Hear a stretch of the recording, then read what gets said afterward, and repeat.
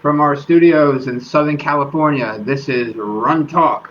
I'm your host, Dr. Jason Karp. On today's show, we're going to talk about something that's very dear to me, and that's coaching. I knew from a young kid, when I was a young kid, I knew that coaching was something I wanted to do. And even though I do lots of things, coaching has always been at the center of what I do. And it started from a very young age with me. And so today we're going to talk all about coaching and what goes into coaching and the state of the coaching industry, what you should look for in a coach. Do you really even need a coach? All those things related to coaching. And so I really do want to answer a lot of questions today. And so feel free to ask questions. I'll see if I can read them as I'm talking. But my first job ever, as I was a college coach, I did things a little bit backwards. And I started out as a college coach and then started coaching high school. A lot of people coach high school first and then college. But when I was 24 years old, I got a head college coaching job at a college in New Jersey. And so I was very happy that I was able to coach college. You know, as soon as I got done with my master's degree, I took 3 years off between the master's and PhD, and I did a lot of coaching. And I was so thrilled. I was fresh off my master's degree, 24 years old. And I was a head coach of a women's cross-country team at a college, a small school college in New Jersey, Georgian Court University.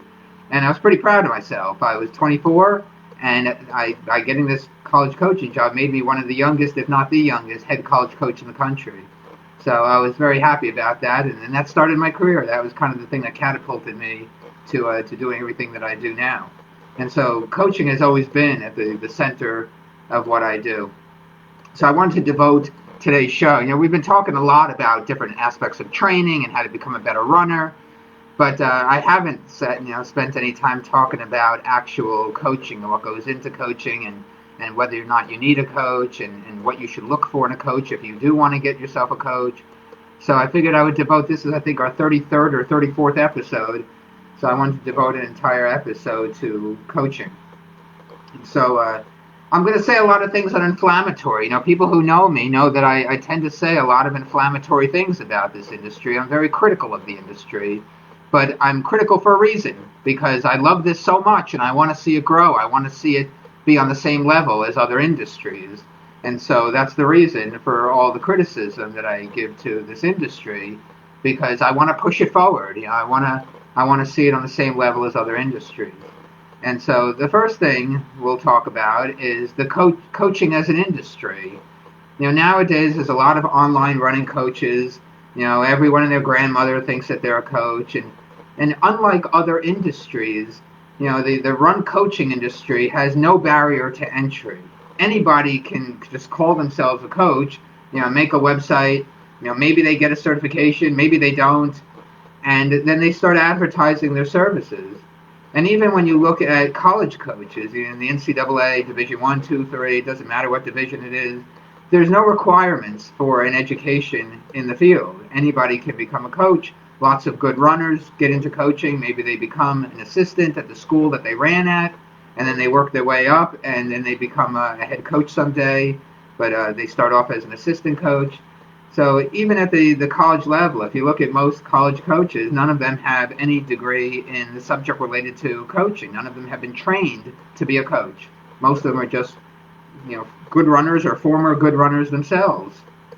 And that's unfortunate, because if you look at other professions, even other professions related to university coaching, when you look at university athletic departments and all the people who have a hand in working with the athletes, the physical therapist, the sports medicine physician, the nutritionist, the athletic trainers, the strength and conditioning coaches, they all have at least a bachelor's degree, if not a graduate degree, in their field. It's only the coach, the person who's telling the athlete what to do every day, that's the only person who doesn't have an education in the subject. And that really, I think, holds not only athletes back, it holds the entire industry back.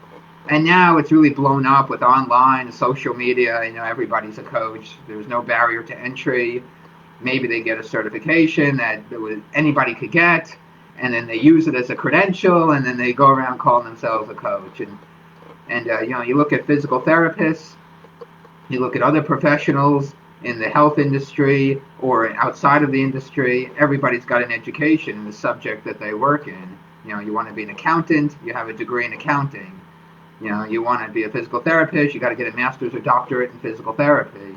It's only coaches who don't seem to need an education or be expected to have one. Hi, Christopher. Thanks for joining. Christopher joins every week. He's like my biggest fan. Hi, Christopher. Thanks for coming. I really appreciate it. And all the people on Instagram. We're broadcasting on 2 platforms here. I got my phone in front of the computer, so we're on Facebook and on Instagram. So wherever you're looking at, wherever you're viewing us from, thank you for coming. But, I don't want to make this all about bashing the industry. That's not what this is about. And like I said earlier, the only reason why I'm critical of what goes on in this industry is because I love it so much, and because I wanted to see it on the same level as other industries. And so there's a reason for the criticism. And people tell me all the time, well, you don't need to have a degree in exercise science to be a good coach. And whether or not that's true, that's highly debatable. If you want to practice law, you need a law degree. You want to practice physical therapy, you need a physical therapy degree. You want to be a nurse, you got to go to nursing school. You want to be an architect, you got to go to architecture school, get a degree in architecture. In every other profession, every other respectable profession, you want to be a high school physical education teacher, you got to go get a degree in physical education. And isn't that what coaching is all about anyway? It's physical education. You're educating about the physical. And so in every other respected profession, it is required to have at least a bachelor's degree, if not a graduate degree, in the subject area. But for some reason, coaching, nobody requires it. And so that causes a lot of problems. But another thing I want to talk about apart from that is, well, should you get a coach? Because, with running, because there's a very, very small technical aspect of running, and it's mostly physiology, you don't necessarily need to be an expert on physiology and training in order to become faster. If you take someone who's got some degree of talent and you throw 80 miles a week at them, they're going to get faster. And the same is true for recreational running. You take a recreational runner who doesn't have a lot of running behind them and say they start out at 20 miles a week of running. And then over 6 months or a year, you get them from 20 miles a week to 40 miles a week. Of course they're going to get faster, even without having any knowledge at all about what it is that they're doing. Just by running more, even if that more is slow, they're going to get faster. So the argument could be made that, you don't need to be an expert. However, if you are an expert, that opens up a whole nother door for you. Because then you understand the stimulus response nature. Then you understand what kind of stimuli you need to give to elicit a specific response. And so it does help if you have at least some knowledge about what you're doing and how to order the different kinds of training. Do you do speed before endurance? Do you do endurance before speed? How much of each do you give? Because there's a lot of physiology involved with distance running, then it can become a very technical task to write a training program. However, a homeless person on the street can give the people watching a training program, and you're still going to get faster. And there's where the rub is, and that's why people think that they don't need to be educated to do this, because you run more faster, and you're going to get faster. There's a direct stimulus response nature, there's direct results. Unlike other professions, like if you hired a marketer for your business, the results are very indirect. You hire a publicist, the results are very indirect. You may or may not get results. But with running, the results are pretty direct. If you run more, if you do harder workouts, you're going to get faster. It's almost guaranteed. And that's why almost every coach gets results.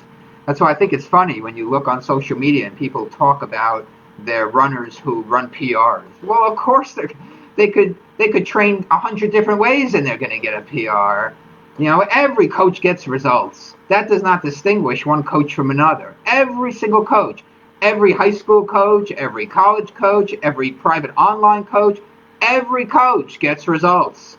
And so that does not distinguish anybody from anybody else. You go on people's websites and you see they say, we're results oriented. What? That goes without saying. Of course, as a coach, you should be results oriented. You want to train people who don't get results? That doesn't even make any sense to say that, because that goes without saying. So what do you look for if you're inclined to hire a coach because you think it's going to help you? And it will. In 99% of cases, it will. Just like if you're a business person and you want to help grow your business, you can hire a consultant. Or if you have a legal case to fight in court, you hire a lawyer who knows more than you do to fight that case in court and to develop a plan to make sure you win the case. Whatever the case may be. I mean, you don't try to, if you have a cavity that needs to be filled, you don't try to fill your own cavity, right? You go to a dentist who went to dental school, who knows how to fill your cavity. And so that's the way I look at coaching. That if you have a goal for yourself and you're serious about meeting the goal, if you want to become a better runner, then you work with somebody who can help guide you and who can help you achieve that. So what are some things you look for in a coach? Well, the way I would answer that question is, well, what do you look for in an attorney? What do you look for in a physician? What do you look for in a marketer? What do you look for in a physical therapist? In every other service that you hire to do a job, what do you look for in those people? Number one is expertise. You look for somebody who knows a lot more about this than you do. Otherwise, why hire a lawyer to fight your court case? You could just represent yourself in court, right? But that lawyer knows a lot more about the law and about how to formulate arguments for a jury or for a judge, and knows how to write legal documents. That's knowledge that the average person doesn't know. But for some reason, everybody who runs thinks that they know about running. But every person who's in trouble with the law doesn't think that they're a lawyer. So it's funny to me how the argument doesn't work with all these other professions. Just because you live in a house doesn't mean you know how to build the house. But everybody who runs thinks that they know about running, thinks that they know how to write a training plan. So it's funny to me how with running it's so different than in every other industry. But having said that, expertise is the number one thing you should look for in a coach. Just like you would look for that expertise in all these other services for which are available to you. The second thing you should look for is, can you work together with this person? What is the way that you like to work? Do you like to have somebody who just tells you what to do and then you go and do it? Do you like somebody who gives you more guidance on a daily basis and provides motivation and inspiration? Or are you good with all of that yourself and all you need is a training plan? So you have to ask yourself, well, what's your personality? Are you more of a hands-on type of a runner? Or are you hands-off? Do you not need to talk to a coach every day and you just need the written plan? Or do you need somebody who can guide you almost on a daily basis about how to do things, who wants to hold your hand, so to speak? And so you have to ask yourself what you think your needs are first as a runner. And then when you know yourself and what you need, then you can seek that out in somebody else. And so that's where it starts. It starts with you. It starts with first, finding someone who's got the expertise, and then asking yourself, what do I need from a coach? What are the qualities that I need that's going to help me? What's my personality? And then when you know yourself, then you can look for somebody who matches that. This was one thing. I'll tell you a short story. This was one issue I had when I was working on my PhD. The selection of an academic advisor is very similar. And I made a mistake I ended up having two academic advisors throughout the degree process. But one advisor that I had, I made the mistake in selecting him, not because he wasn't a good scientist, but because of the way he goes about working with his students. And he did not see my role as a student the same way as my other advisor did. My other advisor, who ended up being fantastic, he saw the PhD process as more of an apprenticeship, that he was the one to guide the students, and the students served, kind of this apprenticeship, whereas the other advisor expected the students just to do everything. He hung out in his ivory tower, and all the responsibility of everything was on the student. And and that didn't work for me so much. I wanted to learn. I wanted to be an apprentice, so to speak. And so anyway, that's just a side story. But I think about that because the selection of choosing an academic advisor to do a PhD is similar to the selection of a coach to help guide you. So you have to know yourself. You have to know, what kind of guidance you need as a runner. And when you know that, then you can seek that out in someone else. And so those are the two major things to look for in a coach. One is the expertise, somebody who really knows what they're doing, not someone who just claims to know what they're doing. I mean, look at their credibility, and like I said before, you don't hire a lawyer who didn't go to law school. You don't get legal advice from someone who didn't go to law school. You don't get physical therapy advice from someone who didn't go to physical therapy school. And so the same is true for coaching. You hire somebody who has the expertise. Then the second issue is, like I just said, to understand yourself and the kinds of things that you need from a coach. And then you go and you interview the coach and you find out, who's going to be able to give you what it is that you need. So those are the major things to look for in a coach. What that coach's work ethic is going to be like, how they're going to go about their work, how often are you going to hear from them, that kind of stuff.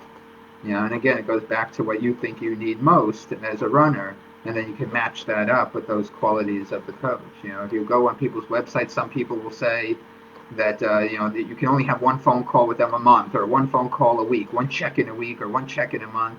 And so ask yourself, is that okay? Am I all right with that, or do I want to coach with complete availability?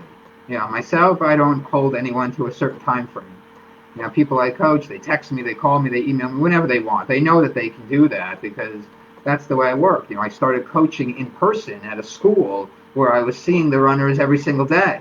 That's the way coaching is usually done. This whole online thing is a fairly new concept. It's a fairly new paradigm for coaching. The way coaching usually has been done historically is in person, when you're at a school, either a high school or a college or some other private club team, but you're in person with the runners every day. And so that's what I'm most used to. And so feedback is very important. It's the other issue about coaching. If it's going to happen online and you can't physically be there to see the workouts unfold yourself, then feedback is very important. So make sure you give a lot of feedback to the coach. I keep telling the runners I coach that the more information they give me about the training that they're doing, then the more that I can help them. If I don't know what's going on and they don't communicate with me, it's very hard for me to design the training and adjust the training as I need to. I need to have a very clear idea of how things are going, how they're progressing, in order for me to do my job. Okay, and so that's the most important, is that the runners give a lot of feedback to the coach, the objective feedback of the workouts, as well as the subjective feedback of how they felt. One of the questions I ask runners is, did you feel like you were in control of the workout, or did you feel like the workout was controlling you? That's a very important thing to know as a coach.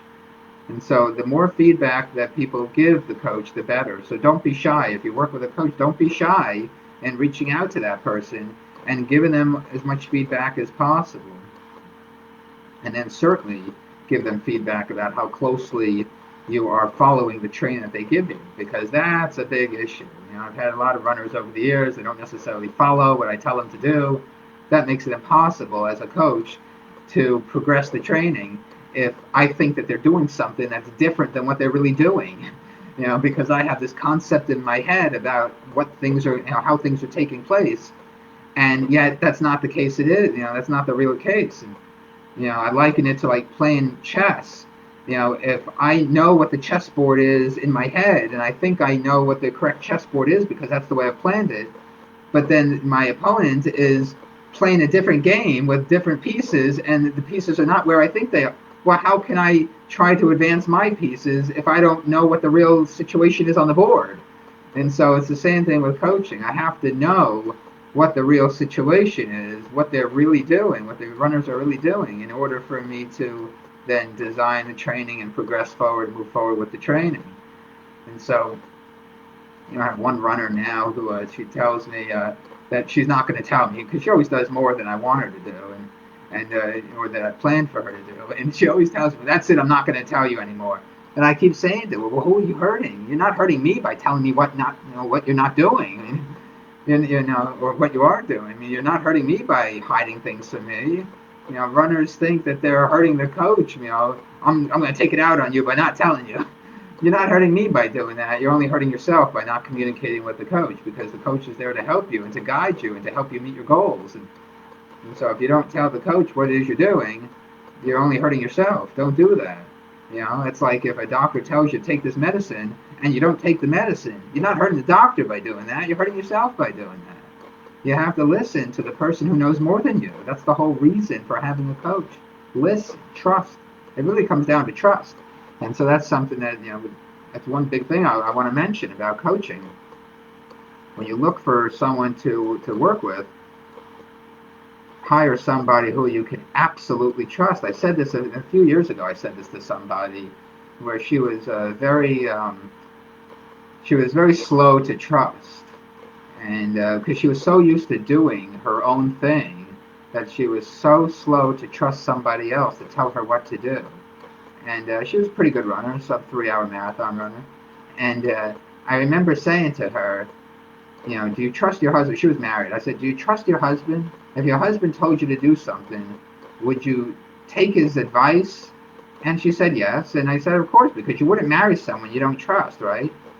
The coaching relationship is very similar. If you hire someone who you can absolutely 100% trust with your life, then there's no problem in listening to what that person tells you to do. And that's really key to the coach-athlete relationship, is trust. You have to hire someone who you can absolutely trust that that person has your best interests in mind. It's also like, you can use the analogy, it's not just like a husband and wife, but it's also like parent and child. A lot of children don't listen to their parents, but that parent has that child's best interest in mind because the parent wants that child to succeed. I'm not even a parent and I understand that. You want your kids to succeed. And so the advice that you give your children, it's in your child's best interest to listen because it's coming from a place of love. It's coming from a place of wanting to see you be successful. And so that's another thing to look for in a coach, is work with someone, hire somebody who you can absolutely 100% trust. And when you trust that person, then there's no problem in listening to what that person tells you to do, because that person is telling you what to do for a reason, because it's in your best interest as a runner to have as much success as you possibly can. So those are 3 major things to look for. I think about things and I say them. The 3 major things to look for in a coach. 1, the obvious one, is expertise. 2, know yourself and the kinds of personality traits that you need, the kind of guidance that you need, and then look for that in someone else. And then number 3 is trust. Find someone you can absolutely 100% trust. Trust with your life. And so beyond the X's and O's of training, there's a lot that goes into coaching. I mean, obviously the writing of the training plan, but then it's, knowing what buttons to push and when to push them, knowing when to back off on the reins, and how much control that you need to exert over what somebody is doing. Some coaches coach with a lot of control, some coach with very little control, and they just give some guidance, and then the runner is on their own. Again, that comes down to what you think you need. How much control do you think you need from somebody? Do you want to be in control of your running and you just need a little bit of guidance? Or do you want someone to take the reins and just tell you what to do and then you go ahead and do it and you trust the person to help you meet your goals? And so all these things come into play, with coaching. Coaching philosophy is important. How do they see the bigger picture? How do they see the training plan unfold? What kind of an approach do they take with the training? All these things are important. What is their philosophy? Philosophy is very important, because it's got to match up with your philosophy and your vision. And so you have to ask yourself, what kind of philosophy is important in a coach? What is going to be best for you? So there's a lot of things that go into coaching. I can go on all day about this, but please feel free to ask me questions. I see a lot of people here on Instagram. It's hard to scroll at the same time. I'm trying to do 2 things at once. I'm not so good at doing 2 things at once. But, feel free to ask me any questions, and I'll be happy to answer. And if I don't get to it, then, write it in the comments, and I'll answer it afterward. But I did want to spend some time talking about the process of coaching, what goes into, coaching different athletes. Coaching a beginner is very different than coaching an Olympian. They need very different kinds of guidance, and motivation. An Olympian's already highly motivated. They're going to they'll run through a brick wall if the coach tells them to. And so, it's depending on the different level of runner, the runners may need different kinds of guidance depending on their level. And so that's a big part of coaching, understanding different runners' needs and what goes into that. And then of course, just providing a helping hand, the guidance, the motivation. One big part that I see my role as a coach is as a teacher and trying to help runners to see what I see, try to help them to learn the lessons so that they understand why they're doing what they're doing or why they're doing what I'm telling them to do. It's very important for the runner to take responsibility, because if you really know the reasons behind what you're doing, then that controls your own effort. That prevents you from running a workout too fast or taking your easy runs too fast. Those mistakes of training happen because the runners themselves don't really understand the purpose. It has not been ingrained inside of them. When the purpose is ingrained inside of you, when you really know why you're doing what you're doing and you accept that for what it is, then that controls your own actions. Then you don't make a mistake by running too fast when it's supposed to be an easy day. Those things occur because people can't control themselves. But if they understand why they're doing what they're doing, and that becomes ingrained, then it's easy to control yourself because you know what purpose you're trying to meet on that day. And so that's why I see my role a lot is to not only write out the training plan. Anybody, a clever high school kid can write a training plan, but the actual guidance, the understanding why things are a certain way, and explaining that to the runner so that it becomes ingrained and helping them to learn the lessons. Some people, I've coached a lot of different kinds of people over the years.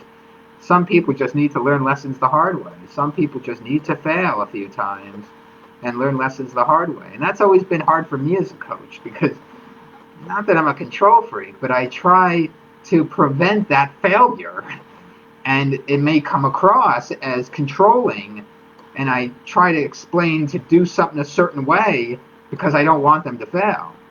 But I've learned a hard lesson over the years, and that lesson is that sometimes people need to fail a few times on their own in order for them to realize how things need to be done a better way.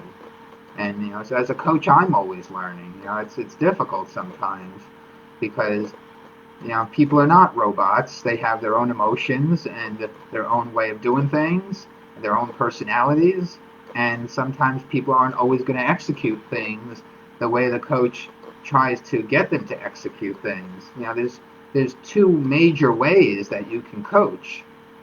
You can coach out of love and out of a deep desire to see your athletes be successful, or you can coach from hate. You can coach from a place of controlling.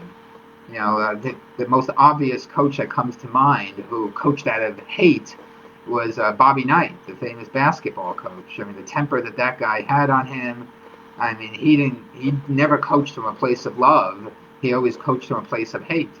And that doesn't mean that can't be, that can't lead to results. It can't be successful. Bobby Knight was a very successful coach. So coaching from hate, coaching from anger can also work. It's never the way that I have done it. I've always coached from a place of love because of how much I love the sport and how much I love the people in it and how passionate I am about this task of just getting from point A to point B faster than you ever did before. I find that a beautiful process to make that happen. And so that's always the position that I've coached from. But I wanted to devote an entire episode to coaching and to answer people's questions about coaching. And people think, well, why do I need a coach? Well, again, I'll use the analogy of, well, why do you need a lawyer if you've got a legal battle that you got to face? For the exact same reason. Why do you need a dentist if you've got a cavity?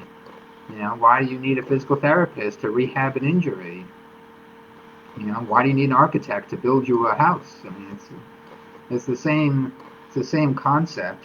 And so just because there's a direct stimulus response nature to the sport doesn't mean that you shouldn't have a coach. And it's funny to me how even when you look at the elite level, look at the Olympic trials, a lot of people who get to the Olympic trials in the marathon do not have a coach. And it's unbelievable to me that that's the case, because in no other sport do you see runners at the Olympic trials level who are training without a coach.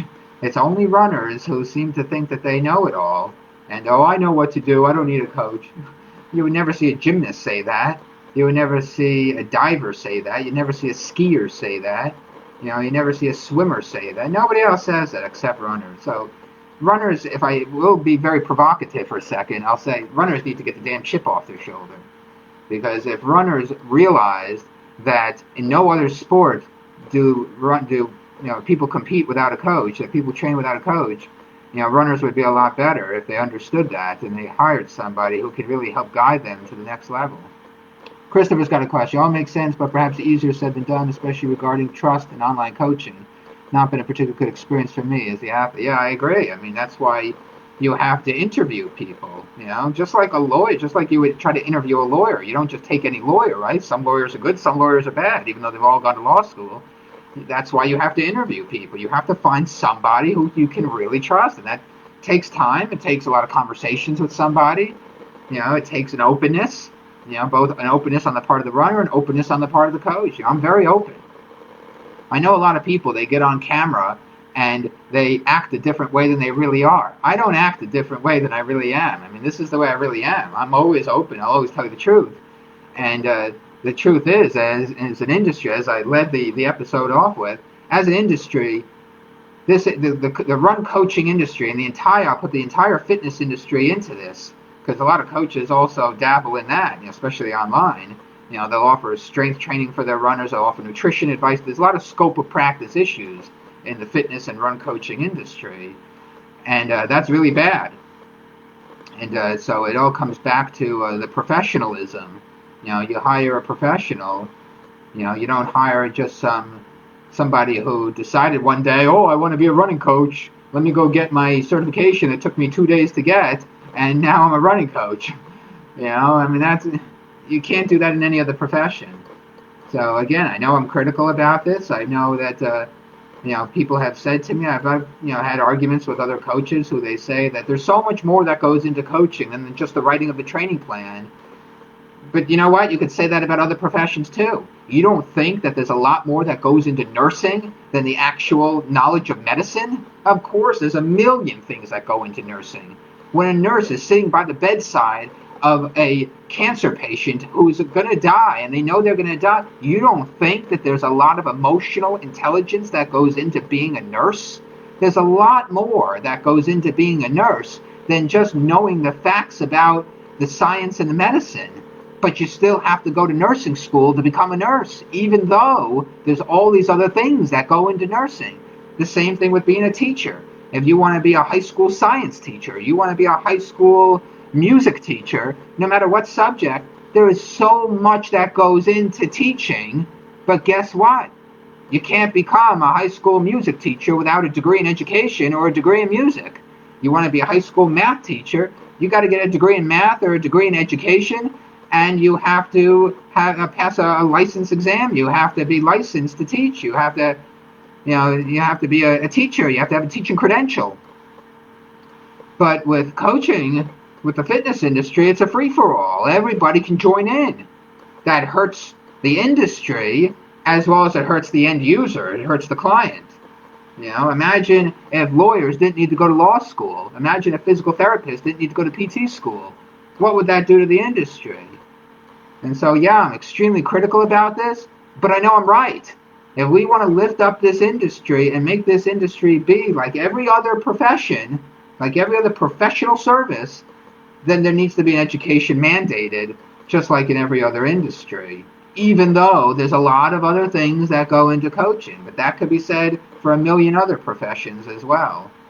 And so I'll get off my high horse. I didn't want to make this episode about complaining. I'm not complaining at all. It's just there's a place for constructive criticism. And guess what? This is my show, so this is the place. And so to get back to Christopher's question, it all comes down to interviewing lots of different coaches and finding out what their character is, how they go about their job, how they see themselves helping you, how they're going to help you achieve what you want to achieve. It's not about the coach. It's about how that person can help you achieve what you want to achieve.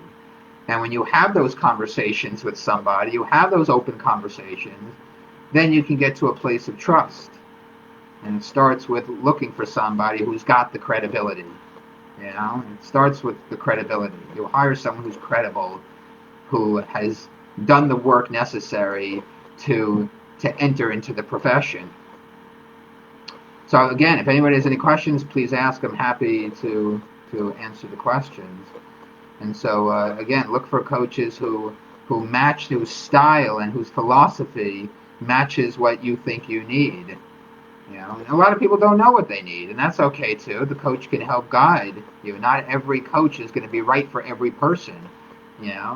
This is not a sales pitch to hire me. I don't want to work with every runner. It's got to be a two-way street.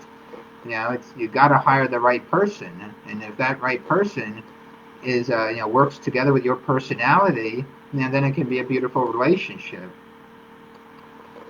So let's see, what else about coaching?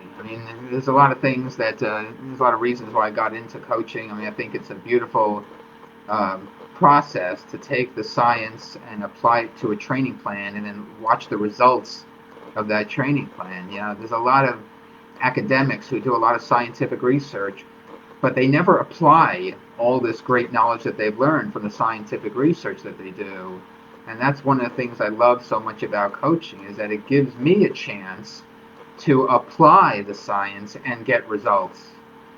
Coaching is both a scientific endeavor and it's an art. The scientific endeavor is understanding what you need to do or how to do workouts in a certain way to get results. How to plan a training program, that's a scientific endeavor, because you're working with biology, you're working with physiology, you're working with stress and recovery and response, and that's all biology and physiology. But then the art is how to put all these pieces of the puzzle together. It's like you have this puzzle with all the pieces scattered, and the art is figuring out how to put the pieces together. When to push, when to back off on the training, what piece goes where, and when it goes there, when you place that piece into the training. That's the art. And so it's a beautiful blend of both the science and the art. And when it's done perfectly, it's such a beautiful thing. And that's what I've always loved about the coaching process, is the guiding of the runner to get the light bulb to go off in their head. And they say to themselves, oh, now I understand. This is why Jason is telling me to do it this way. I get it. When the athlete finally gets it, that's like the best day for me as a coach. I'm going to get emotional in a second. That's like the best day for me as a coach. When the runner gets it to the point where they can execute. One of my most proud moments as a coach, I've had a lot, but one was I was coaching at a high school here in San Diego. I was coaching La Jolla High School several years ago, and there was one track meet. It was a dual meet between La Jolla High School and another school, and the guys who were running, there were 4 guys on my team who were running the 2-mile race that day. And I had them run the race. I wanted them to understand teamwork and how when you're running a race as a team, that everybody can run faster. And so what I had them do was run one next to the other. 2-mile race is 8 laps. And so for the first 7 laps of the 8-lap race, I told them to run in a straight line. So one person and the next one and the next one and the next one behind them. And on each lap, one person would lead. And nobody was allowed to, so we almost did it like a workout. Nobody was allowed to run faster than the group. The front person, their goal was to push the pace a little bit, and everyone else had to follow, and the line could not break. And so on each lap, the guy who was in the last place would go to the front of the lead, the front of the line, and then they would run the next lap. And then they would stay that way for the whole lap. And then they would come around to the finish line, and the person who was in the back, that person would go to the front. And they kept doing this for the first 7 laps. And I told them, run the race like that for 7 laps. Go out at the pace. The front guy pushes the pace. Everyone else stays with them. You push each other. And then the last lap is every man for himself. then you just go and you race each other and you try to get to the finish line as soon as possible. And when the way they executed, all four of them ended up running big PRs that day by running the race that way. They crushed the team that they didn't let anybody, they ended up blocking the other runners from the other team. Nobody passed them the whole time. And they were able to get 1, 2, 3, and 4 in that race that day. And it was just beautiful to watch. To watch them execute the race that day. I sat there and I was crying. It was just so beautiful to watch them execute the race the way I had instructed, and to watch all four of them run the best time that they had ever run that day by working together as a team, with each person leading each lap until they got to the final lap.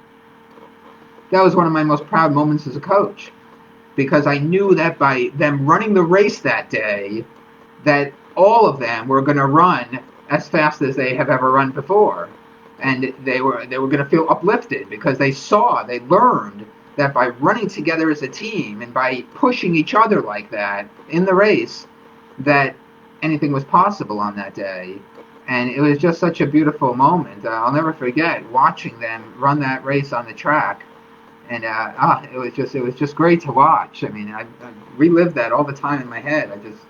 It was such a great moment to watch them execute, exact pacing on each lap and helping each other and not only just going 1, 2, 3, 4 in the race, placing 1, 2, 3, 4, but also the way they executed, how they all ran their best on that day. It was just so beautiful to watch that unfold like that.